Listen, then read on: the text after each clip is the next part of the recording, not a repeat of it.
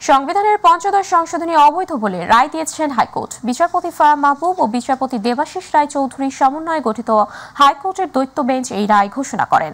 রায় ঘোষণার সময় পর্যবেক্ষণে আদালত বলেন, পঞ্চদশ সংশোধনীর মাধ্যমে সংবিধানের মৌলিক কাঠামো ধ্বংস করা হয়। আদালত আরও বলেন, সংবিধানের মূল কাঠামো হচ্ছে গণতন্ত্র। সুষ্ঠু ও গ্রহণযোগ্য নির্বাচনই পারে গণতন্ত্র প্রতিষ্ঠা করতে। সংবিধানের সৌন্দর্য হচ্ছে জনগণের ক্ষমতায়ন, জনগণই সকল ক্ষমতার উৎস। গত 4 ডিসেম্বর পঞ্চদশ সংশোধনীর বৈধতা চ্যালেঞ্জ করে করা দুটি রিটের শুনানি শেষ হয়। 2011 সালের 30 জুন সংবিধানের পঞ্চদশ সংশোধনীর মাধ্যমে তত্ত্বাবধায়ক সরকার বিধান বাতিল করে আওয়ামী লীগ। তত্ত্বাবধায়ক সরকার ব্যবস্থা বিষয়ক পঞ্চদশ সংশোধনী বাতিল করা হলো। তারপরে 7-এর ক ধারা, 7-এর খ ধারা যেগুলো পঞ্চদশ সংশোধনীর মাধ্যমে যুক্ত করা হয়েছে সেগুলোকে বাতিল করা হলো।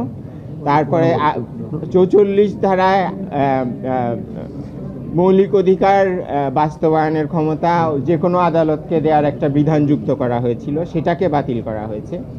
তারপরে 142 অনুচ্ছেদ সংশোধন করে সংবিধান সংশোধনীর ক্ষেত্রে কিছু কিছু ধারার ক্ষেত্রে গণভোটের বিধান ছিল, সেই গণভোটের বিধানটা বাতিল করা হয়েছিল পঞ্চদশ সংশোধনীর মাধ্যমে। কাজেই সেটাকে বাতিল করা হয়েছে, যার ফলে সংবিধানের কিছু ধারা প্রস্তাবনা সহ এবং 142 ধারা সহ সংশোধনের ক্ষেত্রে গণভোটের বিধান ফিরে এসছে আজকের রায়ের ফলে।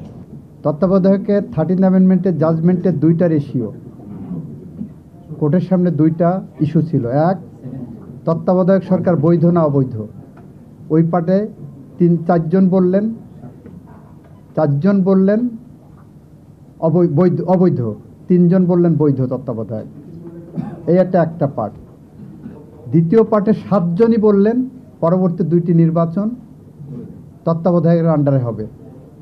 এই যে পরবর্তী 2টি নির্বাচন তত্ত্বাবধায়কের আগে আন্ডারে হবে, সেইটার আগেই আপনার যখন 15th অ্যামেন্ডমেন্ট নিয়ে চলে আসলো, তখন ওইটা ধরে নেওয়া হবে যে ওইটা দ্যাট ইজ ইন অ্যাবিয়েন্স। ওই জাজমেন্টের রেশিওটা এখনও অপারেটিভ আছে, কার্যকর আছে। অ্যাটলিস্ট আগামী 2টি নির্বাচন তো উইদাউট এনি অ্যাপেলেট ইন্টারভেনশনও লাগে না। That part is still valid. Review লাগে যে এটা অ্যাজ এ হোল যদি বৈধ বা অবৈধের ব্যাপার, অ্যাজ এ হোল বৈধ বা অবৈধের ব্যাপার নাম্বার 1। নাম্বার 2 হলো যে পরবর্তী 2টা না পার্মানেন্টলি এই সিস্টেমটা আমরা রাখবো।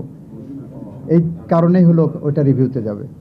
এই রায়ের মাধ্যমে যে কর্তৃত্ববাদী সরকার প্রতিষ্ঠিত হয়েছিল, দুইভাবে কর্তৃত্ববাদী সরকার প্রতিষ্ঠিত হয়েছিল।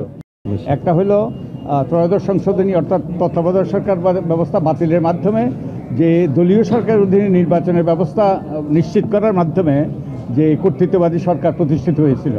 আরেকভাবে প্রতিষ্ঠিত হয়েছিল আপনি যেটা বলেছেন 7 ক, যে সংবিধান সম্পর্কে কোনো রকম জনগণের আস্থা পরাহত করা এবং এই সংবিধান সম্পর্কে কোনো রকম সমালোচনা করা, এগুলো হলো কি সেডিশন, সেই রাষ্ট্রদ্রোহিতার অপরাধী যারা। পঞ্চদশ সংশোধনীর মাধ্যমে এমন কিছু পরিবর্তন আনা হয়েছে যেখানে সংবিধানের যে ফেব্রিক, এই ফেব্রিককে নষ্ট করে দেওয়া হয়েছে।